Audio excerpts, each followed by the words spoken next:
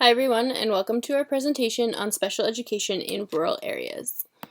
So what is a rural area? There isn't really a clear definition for that's used to classify a rural area, but most studies we looked at used information from the U.S. Census Bureau or the National Center for Educational Statistics about population density and land usage to classify an area as rural. You can see in this illustration of New York State, all those cream-colored areas are rural districts. So even in our own state, you can see there are a ton of districts that are classified as rural, which brings me to why does it matter? In 1981, about 67% of school districts in the U.S. were rural. In 2012, people were reporting that number was more about 40%. More recent studies tend to agree that there's just over 9 million students in the U.S. that are educated in rural districts, and they make up more than 20% of all of our public school students in the country. So it matters because there's a lot of them. The fourth of the United Nations Sustainable Development Goals is quality education, and although this is a global goal, our topic of special education in rural areas of America is related because issues in implementing effective special ed programs here cause a discrepancy in the quality of educations our students in America are getting. And if a developed country like America is struggling to do this, then we can imagine how other countries are struggling as well. I'll be discussing how these two sub-goals on this slide are relevant to my subtopic later on in the presentation. And the bioecological model of human development, you'll remember from our Zhao and Brown text that it's a model to explain how a child's environment and social world affects their development. This is important to our topic because the culture and community of rural areas is very unique and it's different from the culture and community of urban or suburban areas. I'm going to talk about how one-size-fits-all education reform acts pose challenges for rural school districts and how the social and cultural differences are a large part of the reason for that. So that brings me to my subtopic, which is the major problem facing special ed programs in rural America, staff recruitment and retention. So historically, problems with implementing comprehensive special ed programs in rural areas have been associated with meeting the requirements of those one-size-fits-all education reform acts. Starting with the Education for All Handicapped Children Act of 1975, a study conducted in 1981 analyzed the factors that were making it difficult for rural areas to implement this act. And they found that the number one problem was teacher retention and recruitment problems. 94% of districts reported that as a problem. They attributed this to the fact that many rural special ed teachers were young and inexperienced, and that the isolation of those areas led to a turnover rate of 30 to 50% a year and almost complete turnover every 3 years. Most other studies report very similar results. Essentially, it is just difficult to recruit and retain staff in rural areas for a number of reasons, including low pay, social and cultural isolation, and a lack of resources. High turnover rates and teacher shortages are typical in rural areas, especially among special ed programs. These problems further complicate the success of these programs because it makes professional development and consistency nearly impossible. This brings me to the sub-goal 4.6, which is ensuring literacy and numeracy for all youth. So in rural America is struggling to do that because they're more focused on meeting the requirements of these reform acts. And they're not holding on to their teachers long enough for professional development to even occur. So the students there are struggling to reach proficient levels in literacy and math because their quality of education is suffering. So the No Child Left Behind Act had a highly qualified teacher requirement that posed specific challenges for rural areas. They now had a deadline to recruit highly qualified special ed teachers, and that was just notoriously difficult for them. So in 2004, 66.5% of rural school administrators reported having difficulty in meeting the requirements of the highly qualified mandate. The statistics from this time were staggering. From 1993 to 2001, the national shortage of certified special ed teachers increased from 7.4% to 12.2%. The number of additionally needed special ed teachers during that time increased from 25,000 to 49,000. So So in the first 3 years of teaching special ed, 29% of teachers leave the field, and by the end of their 5th year, 39% leave. So that's just for special ed in general, not specific to rural areas. So if you take that with the high turnover rate of rural teachers, the special ed teachers in rural areas are leaving their jobs at alarmingly high rates. So as a result, schools were forced to hire uncertified special ed teachers, and they expected them to obtain certification during their employment. Eventually, the No Child Left Behind Act was replaced by the Every Student Succeeds Act, which gives more power to the states and local districts to determine how to improve the education system. And it removed that highly qualified mandate that was giving rural areas so much trouble. But they did make significant progress during the No Child Left Behind era in terms of strategies for overcoming teacher shortages. The two most successful strategies they developed during that time were using distance learning and grow your own programs.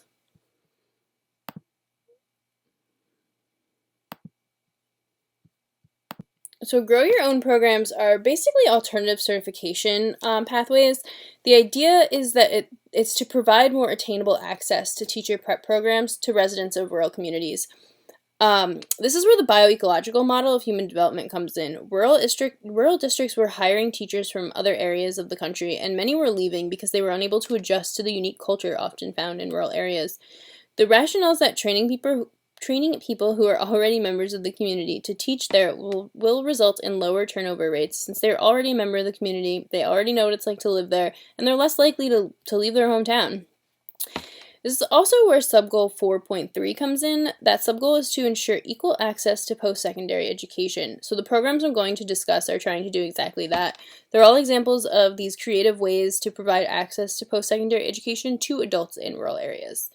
The first of these studies is not exactly a typical Grow Your Own program, but it's an early program that kind of paved the way to the Grow Your Own programs we see now.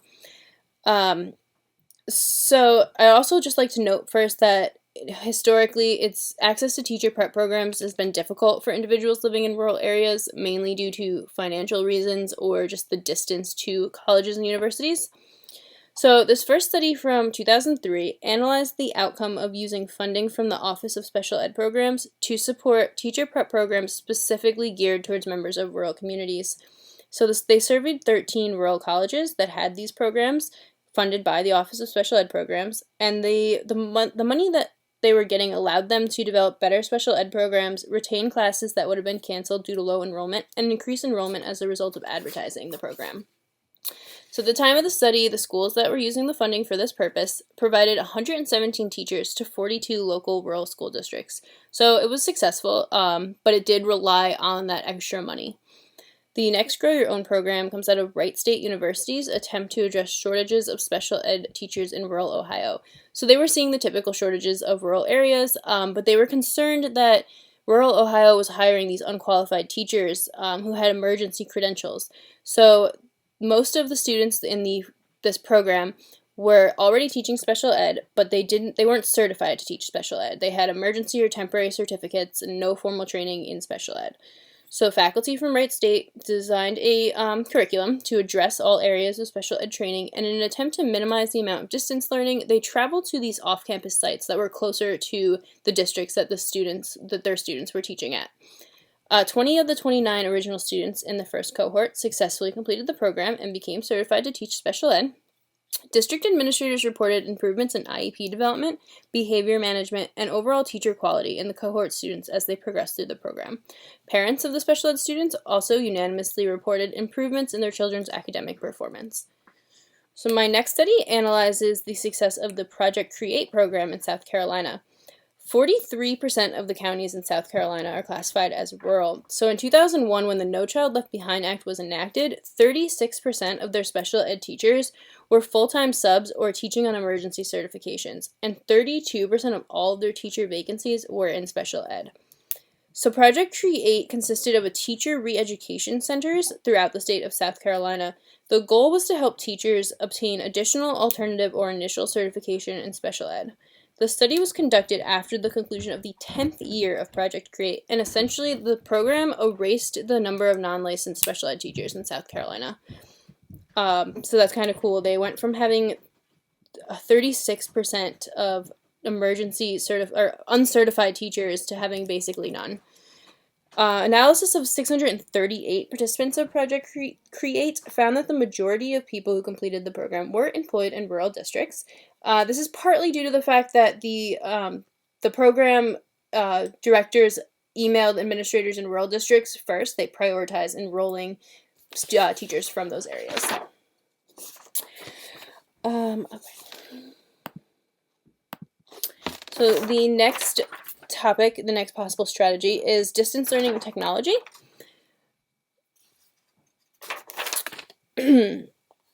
So in this slide, I'm going to go over how distance learning and technological advances are being used to provide teachers with support and development, or to provide students access to qualified teachers in rural areas. So this first study is it's an overlap of a Grow Your Own program and a distance learning program. It was conducted in Idaho, where 62 of the 114 school districts have less than 1,000 students. And less than 25% of the population of Idaho has a bachelor's degree. So that made it really difficult for them to meet the highly qualified mandate of the No Child Left Behind Act. So more than 10% of their special ed teachers were not fully certified.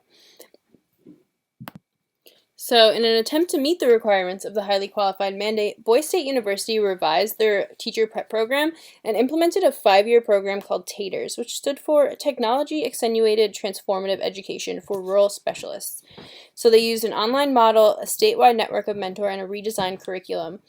So the remote delivery of this program was designed to attract candidates who were invested in their community and who could stay in their community, complete the program, and be more likely to seek employment in that community. So that was designed to decrease the shortages and high turnover rates in rural areas of Idaho.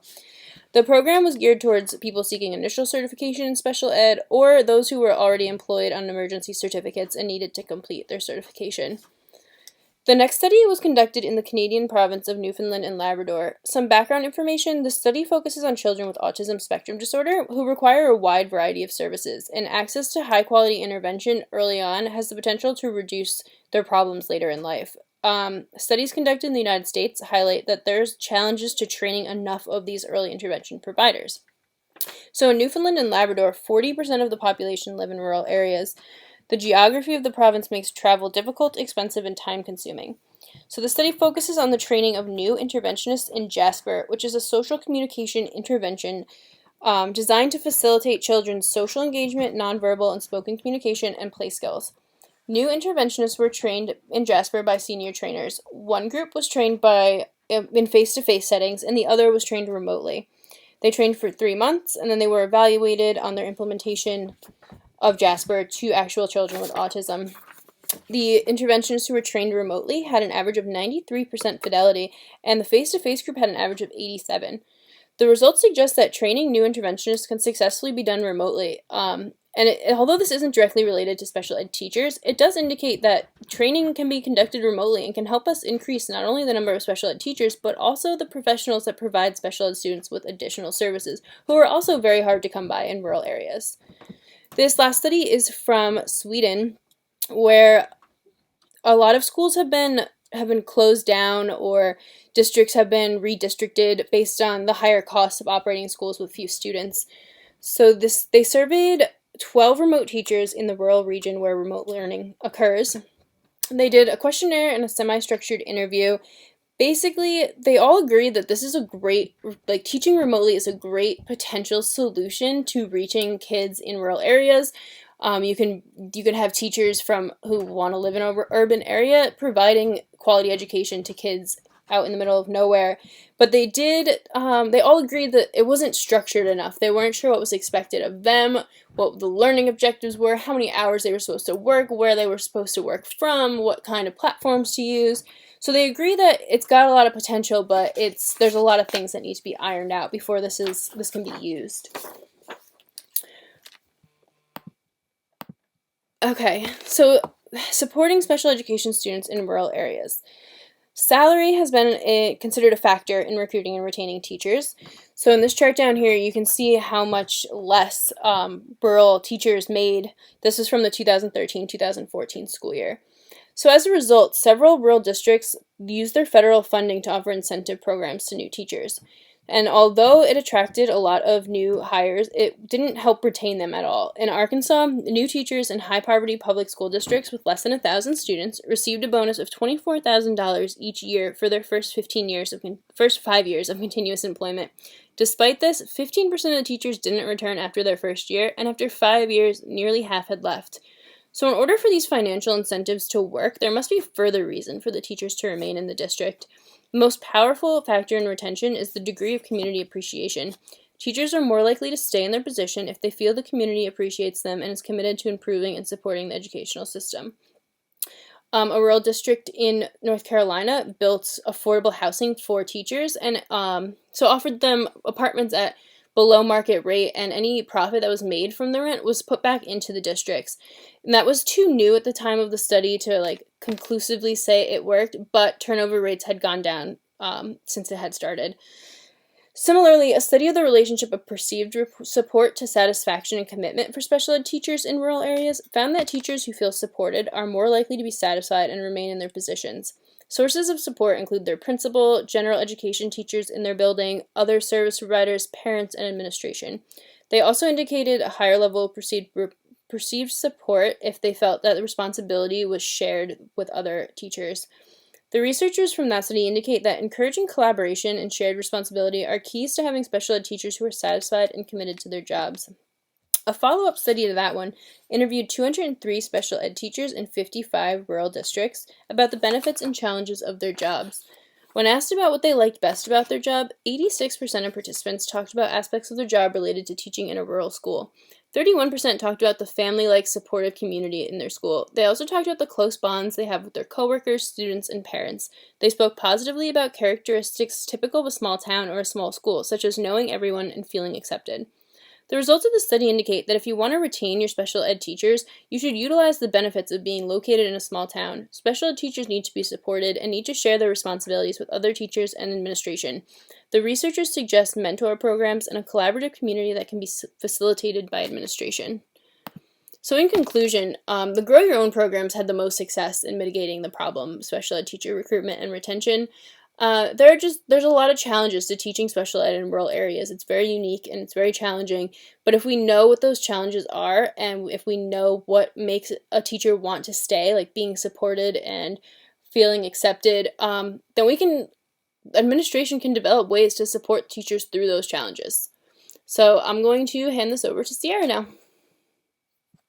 So, for my subtopic, I chose to research how poverty and geographic isolation in rural areas affect special education. Both of these reduce the chances of students receiving quality special education services and the ability of teachers and parents to provide adequate support.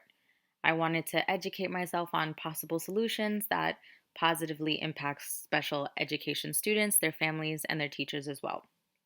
So, what do we know about rural school districts, specifically those that are located in areas with higher rates of poverty? As of 2013, roughly 25% of the population of rural areas was thought to have a disability, and this is about 1.1 million children. Children in rural areas that are living in poverty are at a high risk for disability diagnosis. They are also more isolated and have fewer role models or services available to them as compared to children in urban areas. Many students in high poverty rural communities often spend hours a day traveling to and from school because of distance and limited transportation. In fact, in one study conducted on a rural school district referred to by Stansel and McLaughlin, 2013, it was found that there was almost no instructional or peer time given to these students. Researchers hypothesized that this could be due to a lack of teacher expertise, lack of family influence, and a lack of good service delivery models. Rural districts also have fewer qualified and certified special education teachers and often experience difficulty complying with legal special education mandates, such as the 2004 Individuals with Disabilities Education Act. And this also has to do with these schools being severely underfunded due to local revenues. In fact, Stansel and McLaughlin 2013 also found that in Mississippi, in a comparison with urban school districts and rural school districts, it was found that the urban school district received $500 more per student and was able to serve a greater range of disabilities. They also found that parents in rural districts have less information about the educational needs of their children, and that's because they have less access to other social service agencies, such as like universities and community programs that can provide more comprehensive service models.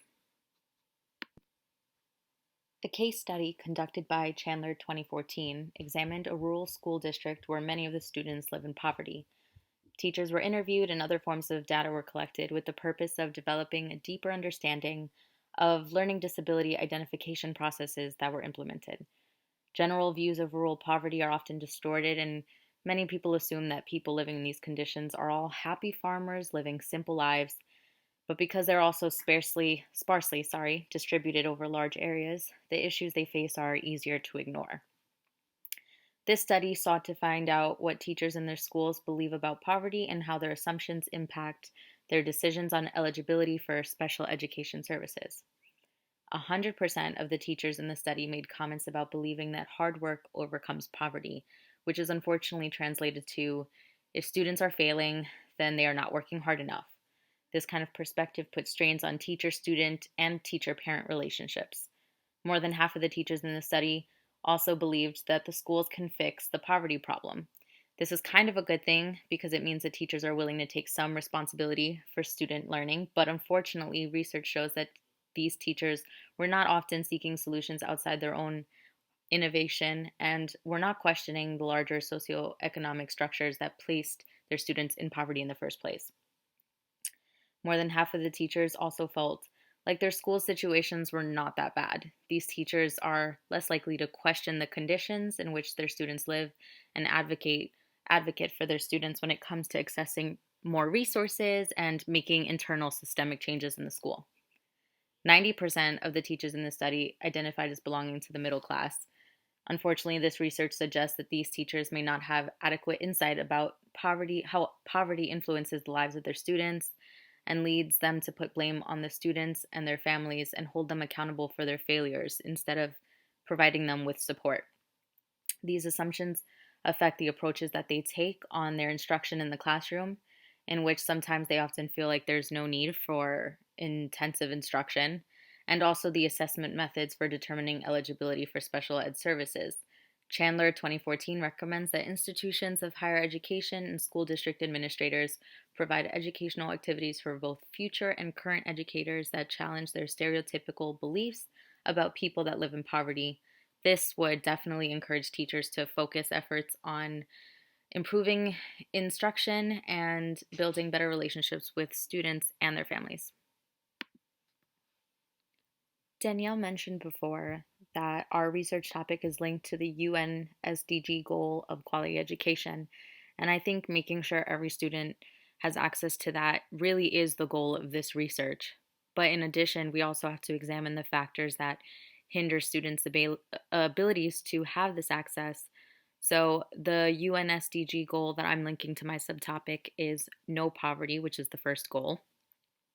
And I chose the target 1.4, which reads by 2030, ensure that all men and women, in particular the poor and the vulnerable, have equal rights to economic resources as well as access to basic services, ownership and control over land and other forms of property, inheritance, natural resources, appropriate new technology, and financial services, including microfinance.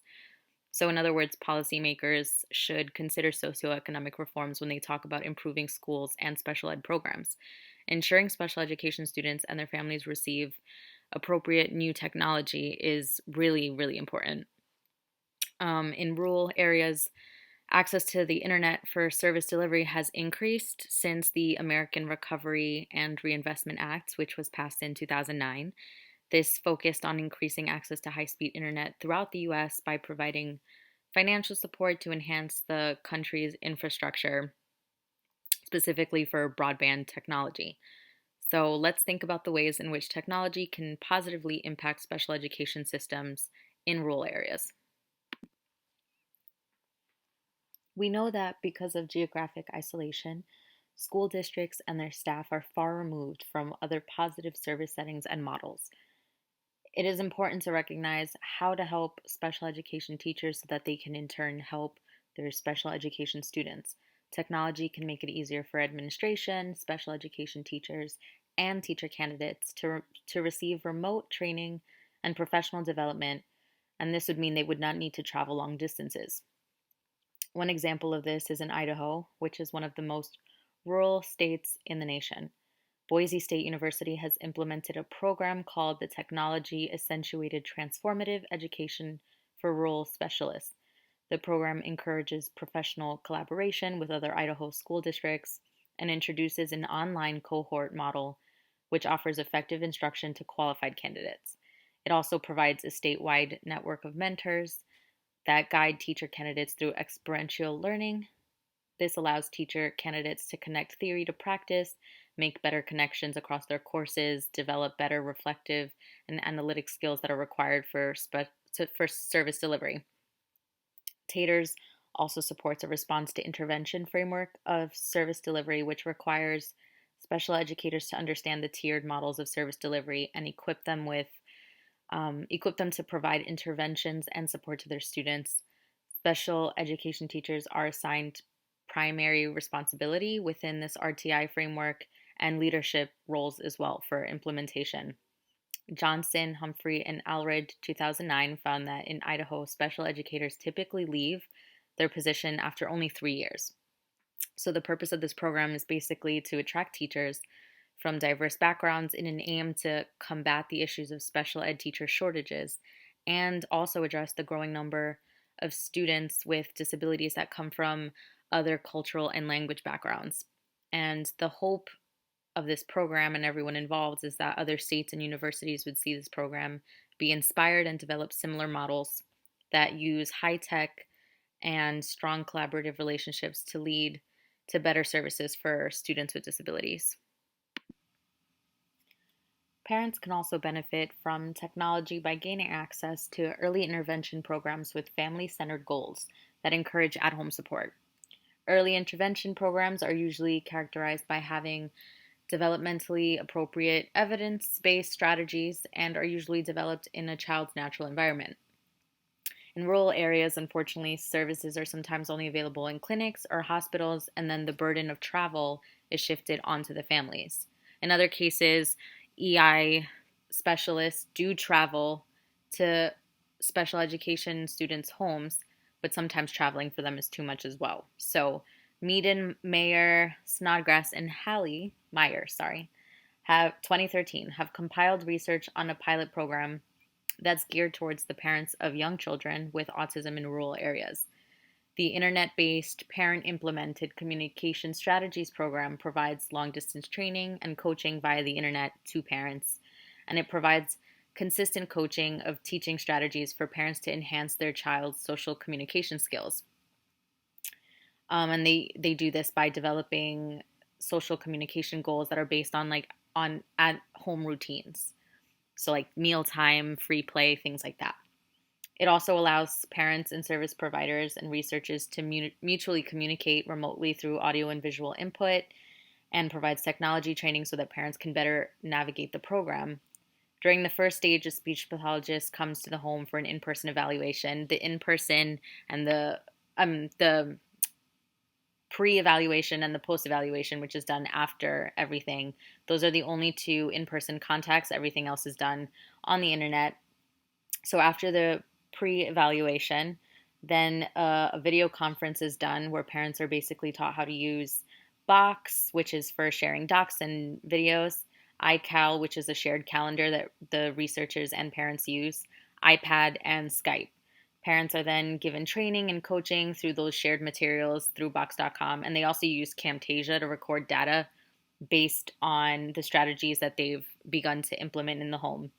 Then the post evaluations are done, and these have shown really promising data basically that parents have been able to learn and implement the strategies comfortably, and that the social communication skills of their children have actually improved. So Meaden, Meyer, Snodgrass, and Halley also note that there's a couple barriers to the program. Basically, a program like this does require internet access. So if you don't have that, that's an issue. And also, sometimes it's hard to build positive relationships online. So they do note that those are some of the weaknesses of the program. Alt, Bosch, and McLaren 2013 conducted a study which looked at multiple rural districts across 10 states and examined the use of assistive technology, which includes both devices and services. They also studied the availability of AT specialists and service delivery by collecting data obtained through online surveys, interviews, and from attending 56 IEP meetings. In relation to AT, the strengths that were reported by participants were the increase in access to technological devices and equipment and AT specialists, although research shows that this access is still significantly less than in urban areas. The barriers reported by the participants were the need for more training, basically learning what devices are available and what they're used for, more funding to replace outdated technology, and more prompt services. AT is important for special education students to have access to because some may need it to help with mobility, visual and hearing, and communication issues. Technology would give them access to remote support and services, and, like we mentioned before, it increases parental involvement. Here are some examples of AT devices and the areas of education and development that they can address. Feel free to pause the video and review the image. In my research, I came to find that RTI is seen as a game changer for special education students. I'm going to play a very short clip of the video on the slide in which RTI is kind of explained briefly. So that knowledge, so the discrepancy model had people up in arms, and Congress responded by saying, all right, what we're going to do is we're going to say to the states, you do not have to order the districts to use the discrepancy model.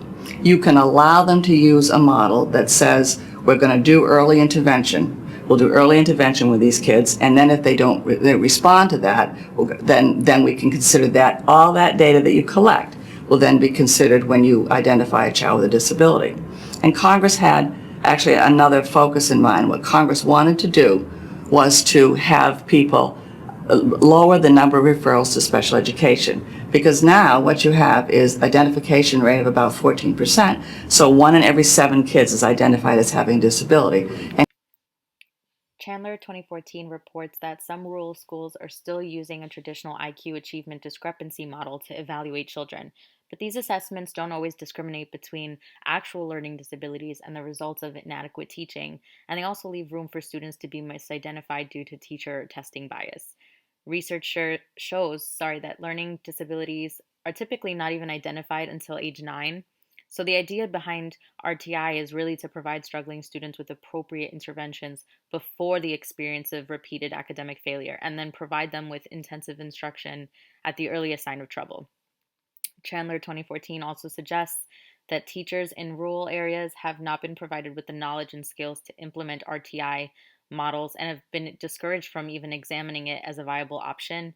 The research also suggests that many rural school districts are not following the legal mandates outlined in the in the Individuals with Disabilities Education Act. And for teacher candidates, RTI wasn't even a component in teacher education curriculum. So it's definitely something we have to do more research on. RTI will hopefully prevent teachers from identifying learning disabilities, quote unquote, too late, and can impact the learning trajectory of students by providing support early on.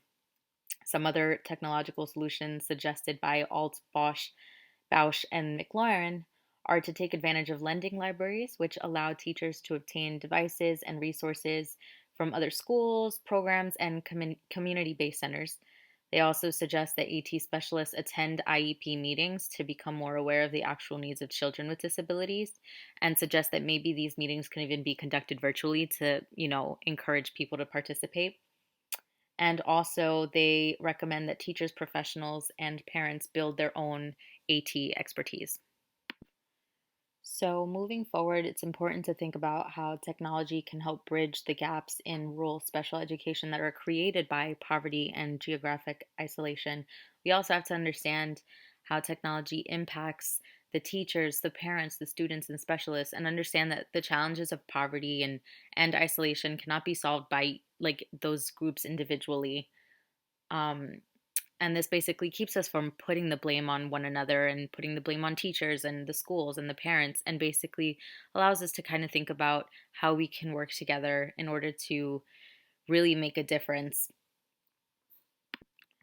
The research that Danielle and I covered is still in the beginning stages. There's still a lot more to learn, and there's still a lot more to do in order to successfully keep our special education teachers and provide better training for them, while also involving parents and learning and building communities that can thrive despite the long distances.